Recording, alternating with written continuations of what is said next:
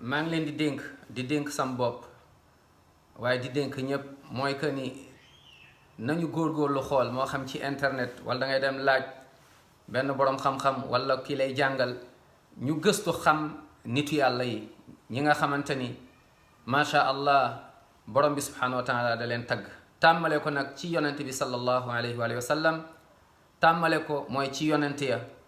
ak ñi leen toppoon mooy sahabatul kiram radiallahu anhum yonent yëpp ñu jéem a jàng seen histoire macha allah alayhim salaatu wassalaam waaye rawatina yonent bi Mouhammad sallallahu alayhi wa sallam waaye ak sahabatul kiram est-ce que mbokk yi xam nañ ñan ñooy sahaaba yi tey ñu bari ci ñun sàggan nañ sahaaba yi xamuñu leen subhanallah allahu akbar tey boo duggoon ci ay kër benn nga leen di laaj ne leen limal leen ma lu tolloog fukki ci sahaaba yi ma ne des fois ragal naa ni déception bu rëy nga fay jëlee tàmmale ko ca waajur ya ba ca doom ya subhanallah soo ne limal leen ma mooy fukki sahaaba yooyu yonent bi sallallahu alayhi wa sallam ne woon yow aljanna nga jëm yow aljanna nga jëm allahu akbar ragal naa ñu bari tey ci ñun duñ ko xam pourtant nag xam nañ ñu bari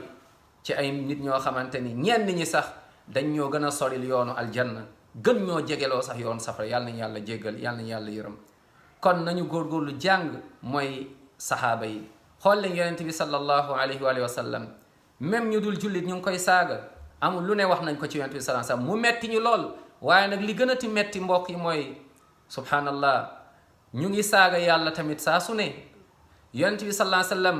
ñu ngi koy saaga saa su ne suñu dëkk yi waaye tey ñu bari ñoo xam ne nee nañ ñoom ñooy défendre l'islam ñoom ñooy défendre yonent bi sallallahu alayhi wa sallam ñu ci bari tey ñu ngi saaga yonent bi sallallahu alayhi wa sallam ndax ñu ngi jaamu yàlla ci beneen façon boo xamante ni yonent bi digle wu ko sallallahu alayhi wa sallam ñu ngi koy teg ci place des fois sax mooy foo xamante ni du place am des fois sax ñu bari dem nañ bay wax ay mbir yu doy waat ci yàlla kon li may wax mooy nañu góorgóorlu delluwaat xoolaat suñu bopp est-ce que ñun xam nañ yonent bi sallallahu alayhi wa sallam est-ce que ñun sax dëgg-dëgg xam nañ yàlla tey ñaata ci ay bàkkaar kàddu bokkaale ay nit di mooy borom santaala di saaga yàlla guddi ak bëccëg subhanallah kon nañu dajaloo saa su ne bu ñu déggee kenn saaga yonent bi sallallahu alayhi wa sallam bu ñu déggee kenn saaga yàlla nañu dajaloo ba léegi daal di woon leen ni déedéet ànduñoo ak yéen déedéet bëgguñu seen kàddu yooyu naa mbokki lii mooy suñu taxawaay waaye ma ne ñun tey jullit ñi sax dañoo réere Muhammad sallallahu alayhi wa sallam ñun jullit ñu bari tey xamuñu sax kan mooy yonent bi sallallahu alayhi wa sallam est-ce que mës nga jàng benn yoon benn téere boo xam ne dalay wax biographie yonent bi sallallahu alayhi wa sallam ñu bari ci ñun xamuñu ko yonent bi sallallahu alayhi wa sallam ndeysaan koo xamante ni dafa sacrifier léppam ndax ñun tey ñu mën a nekk jullit allahu akbar sahaaba yi radiyallahu anhum xamuñu leen jotaay yoo xam ne duñ la fa wax sahabatul kiram subhan depuis ñaata at yaa ngi dem ci ay jotaay yu ñuy tuddeewu diine waaye est-ce que xam nga fa dëgg-dëgg ñan ñooy sahaaba yi radiyallahu anhum tàmmale ko ci Abu Bakr Siddiq radiyallahu anhu arda Omar ibn al-Khattab Othman ibn Affan Ali ibn Abi Talib radiyallahu anhum mooy ñii ñoom ñooy ñu gën ci sahaaba yi après nag nga wàcc allahu akbar ci jigéen ñi ak ci góor ñi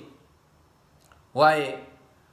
ak ci nitu yàlla yi nga xam ne ñoom ñoo ñëwaat seen ginnaaw waaye damay leen di dénk sam bopp tey nañu jël bii rek kii rek dama la koy dénk waajur wu ne muy góor wala jigéen njiit bu ne muy président wala boo koo xam ne jox nañ la benn amaana benn responsabilité dama lay di dénk sam bopp demal nga jàngi dund nitu yàlla bi dund waa ji mu ngi tudd Omar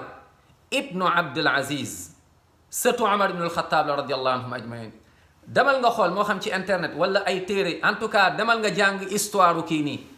kii mooy kan wallahi mbokk yi bu ngeen ko jàngee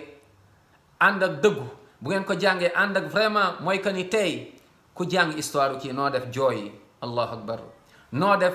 incha allah taala bàyyi xel posé waat ay question Omar ibn Abdul Aziz